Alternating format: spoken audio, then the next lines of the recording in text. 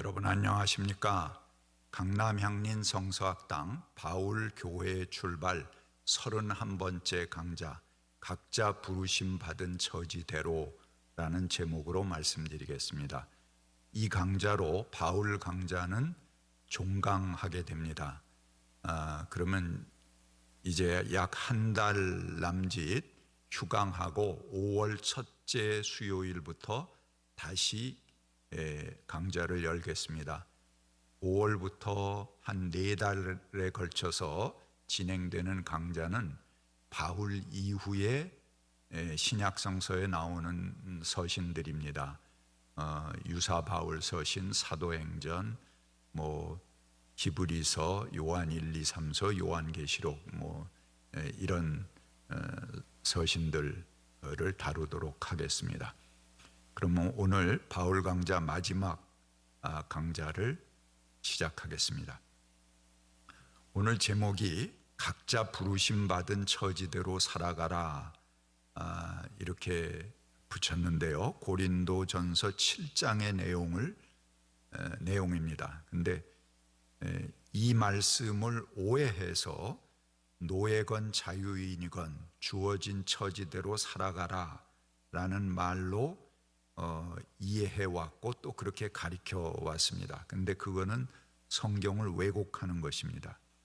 우리는 우리의 이웃들을 해방하는 사명으로 부르심을 받은 것이지 또 그 해방의 사명과 소명 안에 머물러 있으라는 말이지 우리들의 처지와 신분이 어떠하든지 그대로 거기에 머물러 있으라 하는 말이 아닙니다. 그래서 이 강좌를 통해서 크리스찬이 받는 소명이 무엇인가에 대해서 한번 진지하게 생각해 보도록 하겠습니다. 먼저 오늘 본문이 되는 고린도전서 7장 17절부터 24절까지의 말씀을 제가 읽어보겠습니다. 각 사람은 주께서 그에게 나누어 주신 대로 또 하나님께서 그를 부르신 그대로 살아가십시오. 이것이 모든 교회에서 명하는 나의 지시입니다. 할례를 받은 몸으로 부르심을 받은 사람은 굳이 그 할례를 받은 흔적을 지우려고 하지 마십시오. 할례를 받지 않은 처지에서 부르심을 받은 사람은 굳이 할례를 받으려고 하지 마십시오. 할례를 받은 것이나 안 받은 것이나 그것은 문제가 아니고 하나님의 계명을 지키는 것이 중요합니다. 각 사람은 부르심을 받은 그때의 처지에 그대로 머물러 있으십시오. 당신은 노예로 있을 때에 부르심을 받았습니까? 그런 것에 마음 쓰지 마십시오. 그러나 자유로운 몸이 될 수 있는 기회가 있으면 어떻게 해서든지 그것을 이용하십시오. 주님 안에서 부르심을 받은 노예는 주님께 속한 자유인입니다. 그와 같이 자유인으로서 부르심 받은 사람은 그리스도의 노예입니다. 여러분은 하나님께서 값을 치르고 사신 몸입니다. 여러분은 사람의 노예가 되지 마십시오. 형제자매 여러분은 각자 부르심을 받은 그때의 처지에 그대로 머물러 있으면서 하나님과 함께 계십시오. 고린도전서 7장의 말씀인데요. 이 본문으로 보면 바울이 신분제에 대해서 아주 타협적이거나 얼버무리는 것처럼 볼 수 있습니다. 오늘 본문의 20절 말씀이죠. 각 사람은 부르심 받은 그때의 처지에 그대로 머물러 있으십시오. 또는 각자는 부르심 받았을 때의 그 상태를 그대로 유지하십시오. 이렇게 거의 예외 없이 직업이나 신분, 사회적 위치에 그대로 머무르라고 이 성경들이 번역이 되어 있습니다. 근데 이것은 당신이 노예로 부름을 받았으면 충실히 당신의 주인을 섬기고 당신이 여성으로 부름받았으면 늘 그렇듯이 우리 사회에 중요하고 좋은 몫은 남성들이 다 차지하게 하고 그 나머지 하위직이라도 즐거운 마음으로 그대로 머물러 있어라. 그런 말로 항상 사람들을 잠재우고 그 처지에 만족하라는 말로 이해되어 왔습니다. 근데 그것이 오해라는 것입니다. 오늘 이 본문을 꼼꼼하게 살펴보겠습니다. 앞서 읽어드린 고린도전서 7장의 말씀은 그 처지나 상태로 번역된 단어가 히라보 클레시스입니다. 즉 이건 이제 클레시스, 그럼 클레오 부른다 이제 그런 말이죠. 그래서 콜링, 그 소명이다 그런 말로 번역할 수가 있습니다. 그런데 이 콜링을 직업으로 번역할 수도 있습니다. 우리가 영어로 콜링 하면은 직업이 되죠. 또는 본래 말로 소명, 부르심 그렇게 번역할 수도 있습니다. 여기서는 직업으로 이해해서 또 거기다 한 걸음 더 나아가서 당신의 사회적 신분, 스테이터스에 머무르라고 그렇게 말하는 것처럼 번역한 것입니다. 그런데 이 콜링, 부르심이라는 말을 문자 그대로 소명이나 부르심으로 번역하면 전혀 뜻이 달라집니다. 그것은 당신이 종이든 주인이든 할례를 받았든 안 받았던 하나님의 해방하시는 그 사역, 주께서 부르시는 그 소명에 충실하게 살라, 그런 말이 됩니다. 이것이 대표적으로 지배자의 입장에서 왜곡시킨 예라고 볼 수 있겠습니다. 그 소명에 머물러라, 내가 받은 그 소명에 충실해라 하는 말을 내가 있는 그 처지, 사회적 지위에 충실해라 이런 말로 뒤바꿔 버린 것이죠. 그래서 원래 취지와는 정반대의 뜻으로 왜곡된 본문의 대표적인 본문입니다. 이것은 추상적인 것을 구체화함으로 왜곡한 예입니다. 왜 그렇게 보아야 하는가를 살펴보겠습니다. 첫 번째, 어의로, 말의 그 의미로 보아서 그렇다 하는 것입니다. 이 본문의 클레시스, 부른다 하는 말은 히브리어의 카라라는 동사의 번역어입니다. 이것은 이름을 부른다라는 뜻입니다.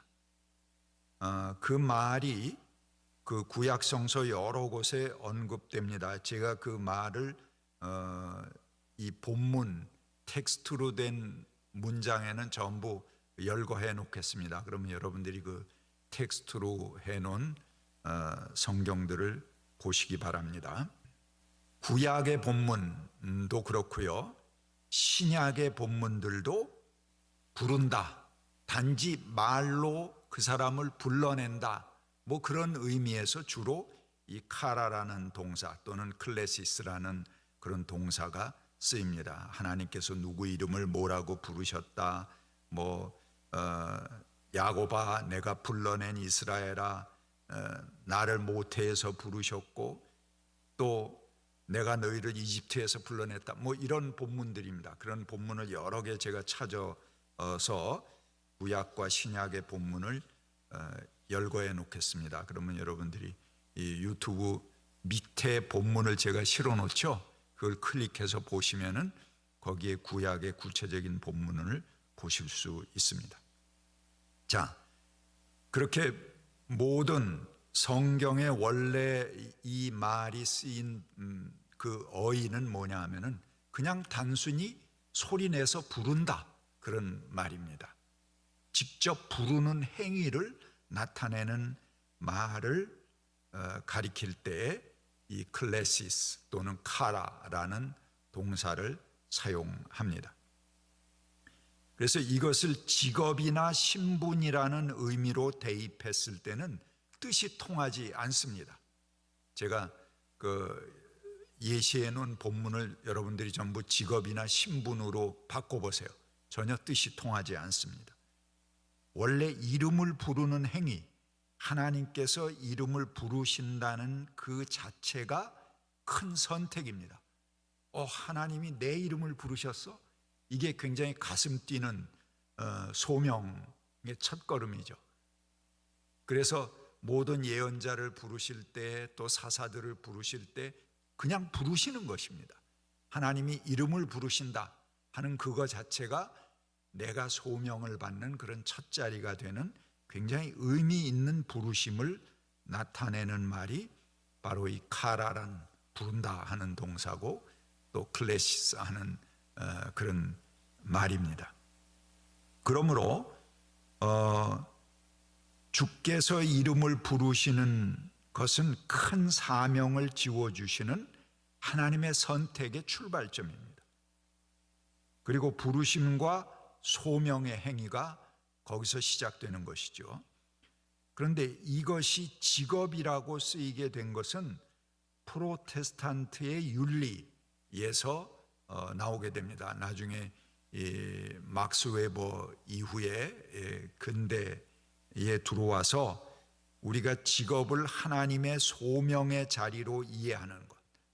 그러니까 본래는 그냥 부르시는 행위였는데 막스 웨버 이후에 프로테스탄트 윤리에서 우리의 직업이 바로 하나님이 부르시는 소명의 자리라 이렇게 이해하기 시작한 게 바로 그때거든요. 그런 이해가 소급해서 2000년, 3000년 전에 성경까지 소급해 들어간 거죠. 그건 아주 최근래의 근대적인 의미인데, 그렇게 소급해 가면서 이것을 너를 부르신 직업, 너를 부르신 사회적 지위, 그 상태에 머물러 있으라 이렇게 번역해 버린 것입니다.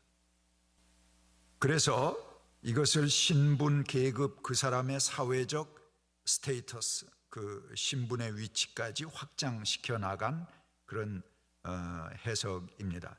이렇게 몇 차례 의역해서 넘어간 결과 어떻게 됐습니까? 지배자들의 입맛에 꼭 맞는 본문으로 만들어 버렸습니다. 그냥 원래의 뜻과는 정반대의 뜻으로 왜곡하는데 성공한 것이 바로 이 본문입니다. 두 번째, 본문의 문맥을 봅시다. 문맥에서 보면 이 짧은 본문, 제가 처음에 읽은 그 본문에도요 17절, 20절, 24절 세 차례에 걸쳐 각자 처지에 머물러 있으라 이렇게 번역이 됩니다. 그런데 21절에는 뭐라고 그러냐면 바울이 자유로운 몸이 될 수 있는 기회가 있으면 어떻게 해서든지 그것을 이용하십시오. 자유인이 되라고 말합니다. 그리고 23절에는 더욱 분명하게 말합니다. 여러분은 하나님께서 그 값을 치르고 사신 사람입니다. 그러므로 사람의 노예가 되지 마십시오. 그렇게 분명하게 언급하고 있지 않습니까? 바울이 정신분열이라도 일으켰단 말입니까? 어떻게 내 신분, 내 처지에 그대로 순종하고 있으라 라고 말한 사람이 동시에 한 문단 안에서 전혀 다른 말을 한단 말입니까? 이게 앞뒤가 벌써 안 맞아지는 거죠. 세 번째, 전체 바울 신학에서 이 본문을 보면은 또 그 뜻이 분명해집니다.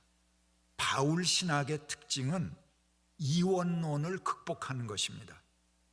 그래서 영과 육 이런 이원론, 이제 영지주의자들이 쓰는 거 아닙니까? 그 힐랍 신학, 힐랍의 철학이 바로 그렇습니다. 근데 그거를 바울이 극복했어요. 그래서 소마라는 용어를 바울이 부각해서 씁니다. 바울이 만든 아주 인간학적인 용어죠. 소마, 몸이라는 말입니다. 그것은 당시의 힐랍 철학이 인간을 이원론적으로 분리해서 보았습니다. 몸은 우리 살덩어리, 그 육체를 얘기하는 거죠. 이것은 정욕의 더러운 곳이요, 불의하고 유한한 것으로 영혼을 가두는 감옥에 불과하다, 그렇게 이해했습니다. 반면에 영은 완전하고 영원한 존재이며 절대 자유한 이데아의 세계에서 온 것이다. 이렇게 둘을 갈라보는 게 히랍 철학이죠. 그래서 그들에게 죽음은 비로소 이 육체의 감옥에서 영이 자유롭게 해방을 얻는 그런 길이 됩니다. 그러나 바울은 인간을 소마라는 용어로 영과 육이 통전적으로 통합되는 존재로서의 몸을 말합니다. 그는 영과 육이 분리되는 히랍적 불멸에 대해서 맞서서 고린도전서 15장의 몸의 부활을 말합니다. 우리의 부활은 영만의 부활이 아니고 몸의 부활이다 하는 것을 강조하죠. 그것은 썩지 않을 몸, 영광스러운 몸, 강한 몸, 신령한 몸으로 거듭난다 하는 것이 바울의 부활장의 내용입니다. 그것은 몸 안에서 일어나는 질적인 몸의 변화를 말합니다. 영의 세계에 우리가 다음 세계에 떨어지는 그런 부활이라기보다 몸의 부활이라는 게 뭐냐면 우리 몸 안에서 일어나는 하나의 그 변화, 이 역사 안에서 일어나는 질적인 변화, 우리의 생활 안에서 일어나는 질적인 변화를 말하는 의미입니다. 그래서 오늘의 신분에 머물러 있으라고 번역하는 사람들은 22절에 주님 안에서 노예로 부르심 받은 사람은 주님께 속한 자유인입니다 라는 말씀을 이원론적으로 이해하려고 합니다. 그래서 몸은 노예지만 영적으로 자유해라, 그렇게 해석하려고 합니다. 바울이 갑자기 자신의 적인 이원론적 이단, 그 영지주의자가 됐습니까? 그의 전체 신학에 반하는 말을 왜 바울의 입에 담아서 그가 바울의 말처럼 하려고 삼으려고 합니까? 그거는 모순된다 하는 것이죠. 네 번째, 유대교 신앙에 반합니다. 그 당시 로마는 최고의 전성기를 구가하면서 황제를 퀴리오스, 주님으로, 또 소테르, 구원자로, 또 세오스, 하나님으로 부르게 했습니다. 그러나 이것은 로마의 변방에서나 통했고 정작 중심부인 로마에서는 이런 것들이 통하지 않았습니다. 그래서 타키투스, 티베리우스, 필로 등도 격렬하게 당시에 이제 최고의 지성을 가진 그런 히랍인들이죠. 이에 반대했습니다. 그러나 변방에서는 오직 유대에서 강한 저항을 받게 됩니다. 다른 변방에는 감히 그걸 저항할 생각을 못 하는데 유대인들만 저항을 하는 것입니다. 그것은 유대인들이 한 분 하나님 외에는 아무도 그를 주로 부를 수 없다라는 그런 신앙적 이유에서 그렇게 했죠. 이런 강한 신앙적 저항은 로마와의 전쟁으로까지 이어졌습니다. 물론 유다가 패배했습니다. 주 70년에 로마에게 패망함으로써 나라로서의 운명을 다했고 예루살렘 안에서 유대인들이 더 이상 머무를 수 없도록 전부 예루살렘 밖으로 추방됐습니다. 나중엔 전부 이 팔레스타인 밖에서도 추방됩니다. 이렇게 쫓겨나게 된 그들은 상대적으로 이런 종교적 자유를 인정받을 수 있는 중심부 로마로 스며들었습니다. 오히려 태풍의 눈이라고 정작 황제가 있는 그 로마에는 이런 황제 숭배나 이런 게 잘 통하지 않았기 때문에 그리로 유대인들이 스며 들어갔던 것입니다. 바울의 모든 서신은 그가 직접 개척한 교회들에 보낸 서신들입니다. 그런데 로마서만큼은 그가 개척 전에 이미 로마에 존재하고 있는 크리스찬들에게 보낸 서신입니다. 그만큼 많은 유대인들이 이미 로마로 스며들어가 살고 있다 하는 것을 보여줍니다.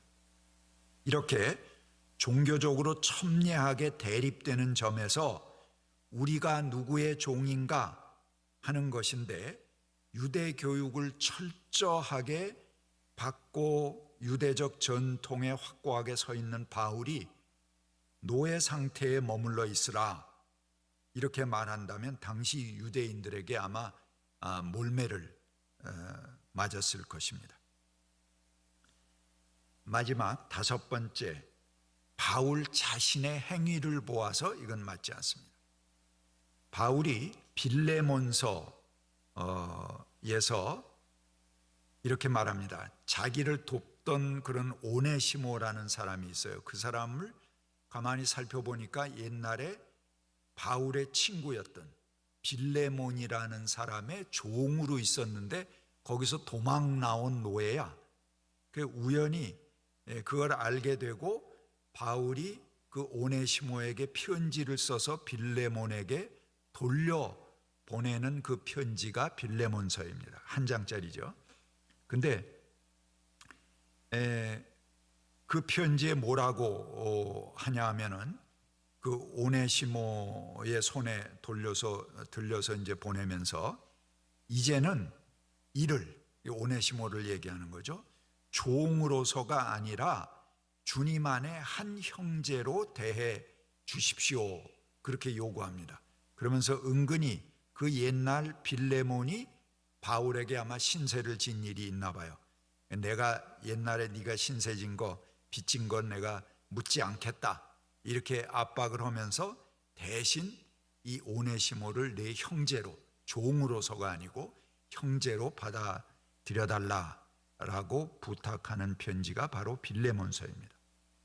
여기서 바울과 초대교회 운동의 한 면을 볼 수 있습니다. 바울은 크리스찬으로서 철저하게 신분을 뛰어넘어서 형제 자매가 되는 운동으로 교회의 선교를 전파해 나갔다 하는 것을 알 수 있습니다. 우리가 하나님께 부르심을 받는다는 것은 그분께 이름이 불리는 것을 의미합니다. 하나님께서 사무엘아 사무엘아 하고 부르실 때 사무엘은 알지 못했습니다. 그는 엘리 제사장에게 가서 부르셨냐고 물었습니다. 여러 번 같은 일이 반복되자 사무엘은 하나님 앞에 엎드려서 말합니다. 예, 말씀하십시오. 주의 종이 듣겠나이다. 비로소 하나님이 부르신 걸 알았던 거죠. 하나님께서 무슨 말을 하셨는가는 그 다음 문제입니다. 문제는 그분께서 내 이름을 부르셨다는 것입니다. 그 얼마나 감격스러운 것입니까? 하나님의 마음에 나를 두기 시작하셨다는 그것이 하나님이 내 이름을 부르시는 사건입니다.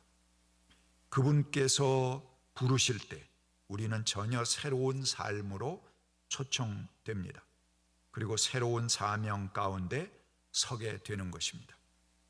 하나님께서 모세를 불붙는 가시덤불에서 부르실 때도 그에게 사명을 주셨습니다. 내 백성을 구하라 하는 사명입니다. 내 백성이 누구입니까? 이집트에서 종노릇하는 노예들입니다. 그들을 해방시키는 사명, 그들을 자유롭게 하는 사명, 그것이 바로 모세를 하나님이 부르신 이유이고 모세에게 주셨던 사명이고 이스라엘 사람들에게 주신 사명입니다. 오늘 우리를 부르시는 이 크리스찬들의 사명이기도 합니다. 크리스찬은 이 해방자의 사명을 부여받은 사람들입니다. 우리의 상태가 노예건 주인이건 할례를 받았건 안 받았건 그것은 문제가 되지 않고 주님 앞에 무엇을 둘러댈 핑계가 되지 않습니다. 우리는 우리의 처지가 어떠하든지 또 우리가 어떤 입장에 있든지 우리의 이웃들, 형제, 자매들을 해방시키는 사명으로 부르심을 받은 것이고, 그 해방의 사명과 소명 안에 머물러 있어라. 내 신분에 머물러 있으라는 말이 아니고 내가 부르심 받은 그 처지, 그 소명 안에 머물러 있어라 하는 말이 오늘 본문의 참뜻인 것입니다. 감사합니다. 그동안 수고하셨습니다. 한 달간 방학하겠습니다.